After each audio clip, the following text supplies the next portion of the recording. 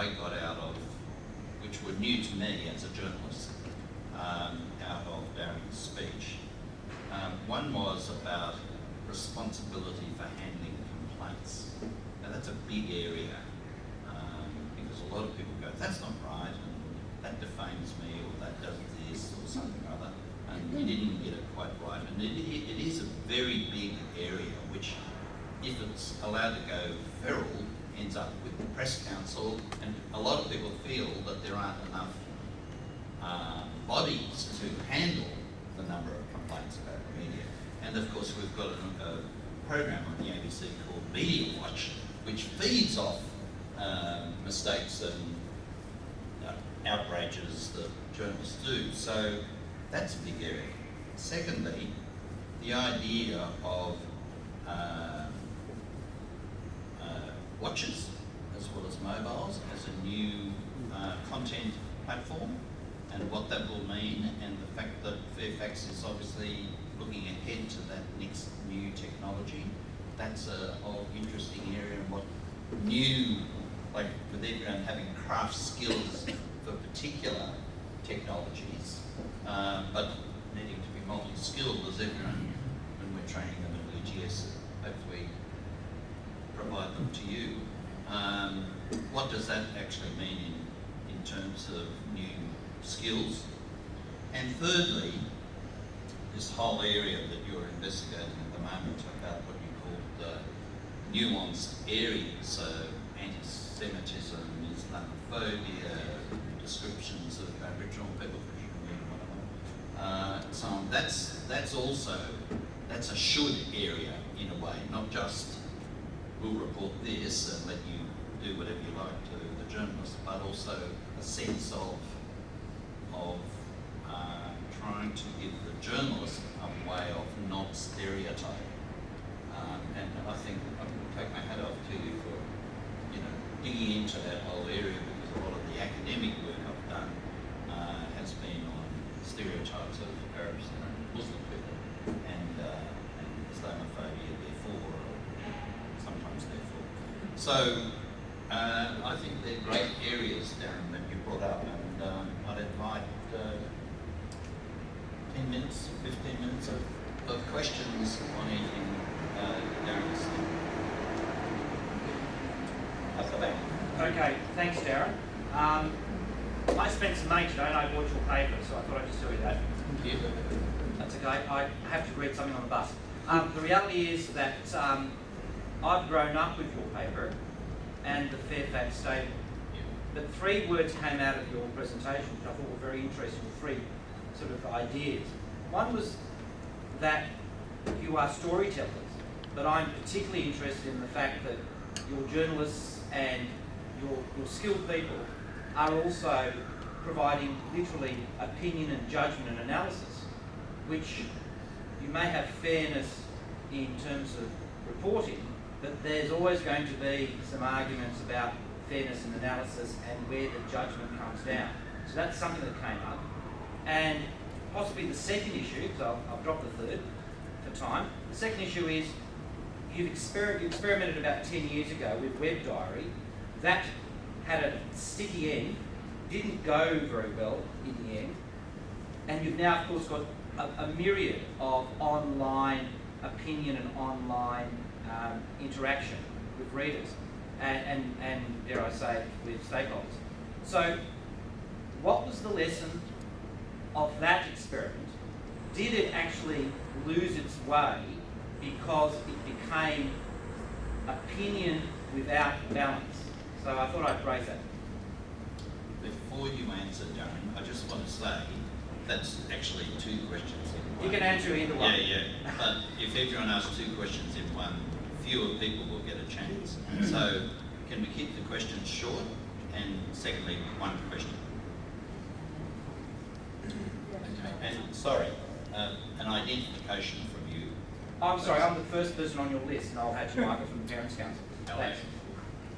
Thanks for the question. Web Diary was so spectacularly unsuccessful that I've never heard of that. So, the whole philosophy at Fairfax at the moment is to just have a go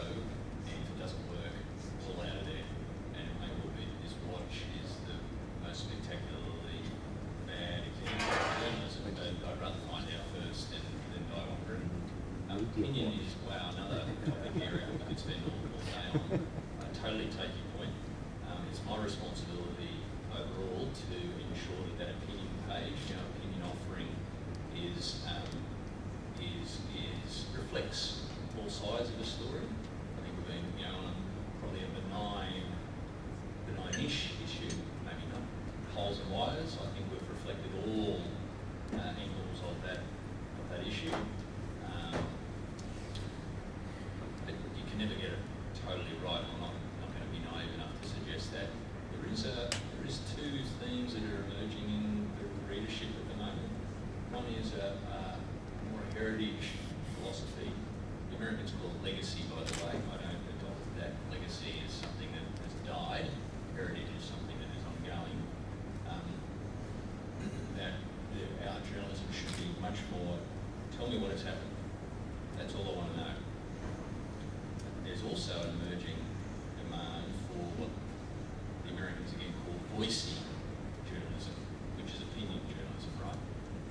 But I think in that voicey area, people call out hysterical or over the top, or opinion makers who do not find their opinions rooted in a factual basis. That's a really long way of trying to answer your question, accepting that's a big topic area. Okay. Yes. I wondered how you If made... you could identify Oh, yourself. sorry. John Hallam, and I'm with People for Nuclear Disarmament and the Human Survival Project.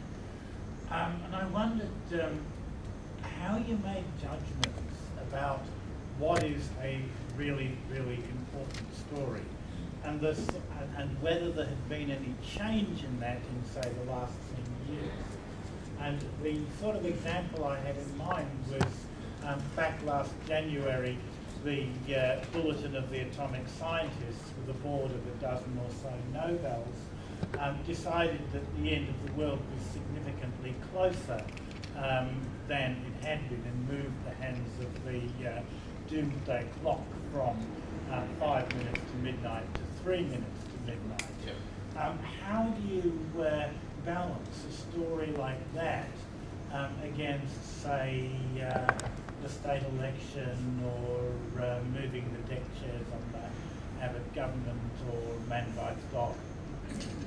Really good question. You're not related to Jack Hallam, No. Okay, that's a good thing.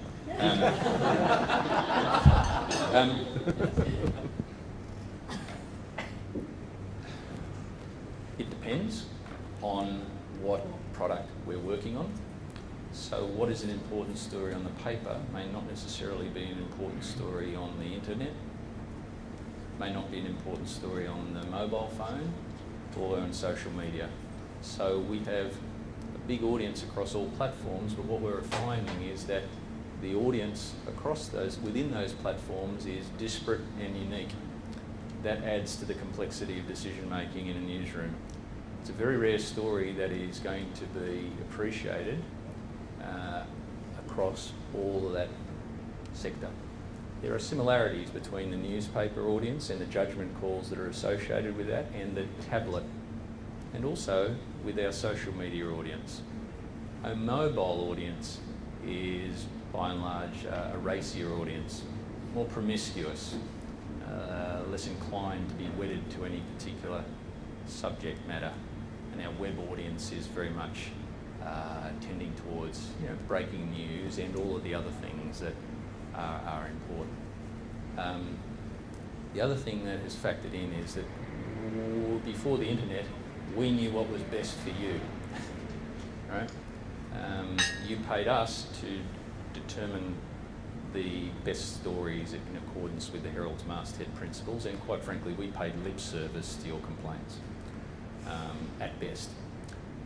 You write a letter to the editor and see how you go. These days we get lots more feedback, instantaneous feedback through social media, through comments on stories, and we also have on our website a most insidious thing called, an analytic tool which overlays on our website exactly what stories people are reading at the same time, at the one time. It assigns a popularity contest to them, as you were, which has an added influence in terms of the the judgment. However, caution, if I was to run the newsroom in accordance with this sort of journalistic equivalent to Space Odyssey's HAL, you wouldn't need me. We'd just robotise the newsroom, and we could run the website and other things according to an algorithm. So how do we make decisions? We make them because we feel we have a great experience in interpreting the news for you. That's our career and our profession, and we have vast reservoirs of knowledge and skill to do that, we hope. And we found that in the heritage values that I hope I spoke about earlier. But we also augment that with these new tools that show us what people are reading and where. So it's complex. Okay. Hello, I'm Fiona Clark from Social Services, and we look at multicultural affairs and social cohesion, so we're very, very mindful of looking at the media every day. Yeah. I have to admit that I have developed a new habit where I kind of race through the article to get to the comments underneath. Okay. And the first thing I'm going to know is how many comments, because that gives me an idea of how hot an issue this Right. might be for us to monitor. And I always wonder, who monitors those comments? Is it you? Is it the person who wrote the article? What do you do with that information? Do you delete comments? What is it that pushes the comments over? And if you get an enormous number of comments, does that then generate something else? Because it's not just this, it's just about becoming the platform for other people. Right. So, yes, and yes to all those things. We stand almost alone in world terms in having humans moderate comments. So comparable news organisations like the New York Times and The Guardian and others have automated facilities, and I won't bore you with the details, but which filter people who are allowed to post comments based on your history as a responsible commenter or the sort of words that come up. We manually do ours. And we have a relationship with a really great team that does that. We take care in terms of which articles we make available for comments, because some articles are just not worth the effort, and there's no actual discussion that is happening in the comment thread, but rather just a we're right, no, I'm wrong, no, etc. So it doesn't further the debate. We get a lot of story ideas out of the comments field as well, and we reject a hell of a lot in terms of taste. I used to moderate myself. Peter mentioned the online opinion site that I edited many years ago. You set the bar as a comment moderator, which goes directly to judgment. If you lower the bar and allow line ball comments that are bordering on obnoxious or offensive, then that encourages other people to join the queue. If you set the bar high, then very few people, people take that cue. Yeah, it's an interesting area. Last question. Yes. My name is Abdullah Aksud from the City Turkish Chamber of Commerce. I just had a question in regards to what role governments play when it comes to ensuring that newspapers or media outlets are ethical, responsible and fair. Because we see that we have varying levels throughout the world. In some countries it's very liberal and open, and in other countries there's a hard line. So the question is, how far is the government reach involvement here in Australia, and how is it different to other countries throughout the world? Thank you. Great question. Without being flippant in my response, I hope governments play absolutely no role at all in the functioning of the media in Australia, and any attempt for the government to play such a role is quite frankly an incursion on our collective right to freely express our opinions. There's only one reason government wants more control of the media, and that is to have more control of the media. And that's not a good thing. Now, would say that, wouldn't I? But I would rather responsible publishers be rewarded for being responsible and for irresponsible publishers to be found out and called out, hopefully through the self-regulatory bodies that I've talked about before.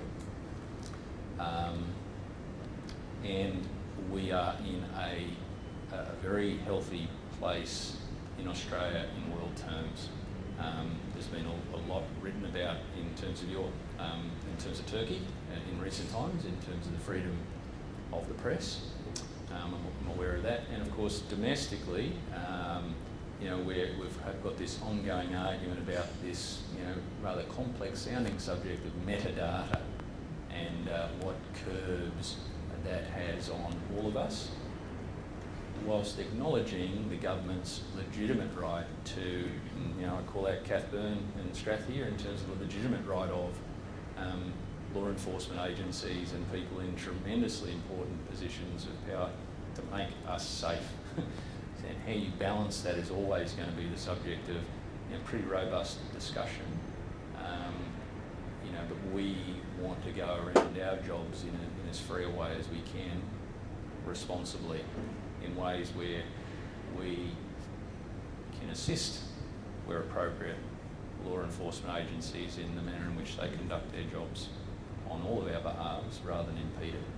It's a tough one. Sorry, we've run to the end of the question time. I'm going to ask Mehmet Saral from Affinity to ask Catherine Byrne, Deputy Commissioner from New South Wales Police, to present that gift to Darren. Oh, thank you. First, Thank you very much, Darren. That was a great presentation. But before I'm not going to ask a question, I just want to make a statement. Prior to 2007, the Muslim community were hit from pillar to post with Bali bombings, London bombings, September 11, all sorts of things that were happening, Lebanese Muslim gang, rapists, etc., etc. And the Muslim community were blamed fair and squarely as it's their fault by many newspapers and media outlets out there. Sydney Morning Herald came to the rescue of the Muslim community. They felt some ethical thing needs to happen. Muslims should not be brandished as the culprits of these events, the general Muslim population. And in 2007, they produced a series of 10 articles which were published in the Sydney Morning Herald across a 10-day period. They were very positive articles, and Peter Manning was one of the writers of one of those articles. And in 2007, we gave the then executive editor, Peter Kerr, the first Affinity Media Award at the Affinity Awards presentation. And since then, SMH has received 4 awards from us. They have been a very great newspaper and very objective, mostly objective, compared to the many other media outlets out there. So thank you very much. We're proud to have a newspaper like this in Sydney. Thanks very much. That's kind. And I want to call on Catherine Burns, the Deputy Police Commissioner, Oh my God. to give our speaker a small award. Thank you. This is very impressive. It's fantastic. Look, on behalf of Affinity and everybody here, it's my pleasure to be able to present this to you. So thank you for one, coming out and talking about what is a compelling topic, free media and ethics and social responsibility, and also putting yourself out in front of people to answer questions. And we appreciate that because your responsibility as an editor-in-chief is enormous, especially as you were saying, there's 5 million people a month who consume what you're putting out there. So the responsibility is enormous. So I think everybody here really appreciates you taking the time to come and actually put yourself out here. From my experience, our involvement with Darren has been particularly good. Pretty similar to Mehmet with some of the stuff around Martin Place siege. The mainstream reporting was extremely responsible and worked with us for that 17 hours, so that's a credit. And with this general issues that we have as well. We have an interesting relationship, police and media. Sometimes it's not always smooth sailing, but it's critical and we do maintain that relationship. So again, Darren, on behalf of everybody, thank you so much. Please accept the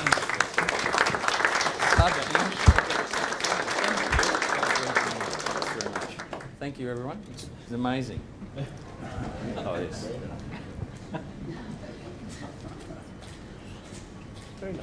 Yeah, it was worth it, wasn't it? Thank you very much. We also have a presentation of a certificate for the sponsor for this event.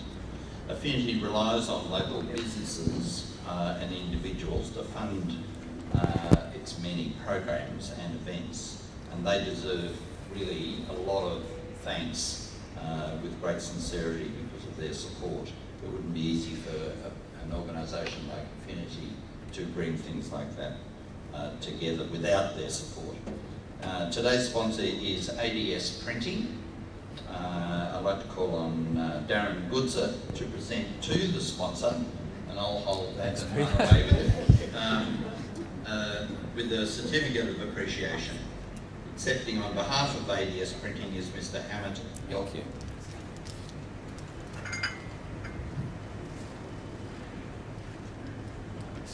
Thanks, Dan. Thank you. Thank you very much.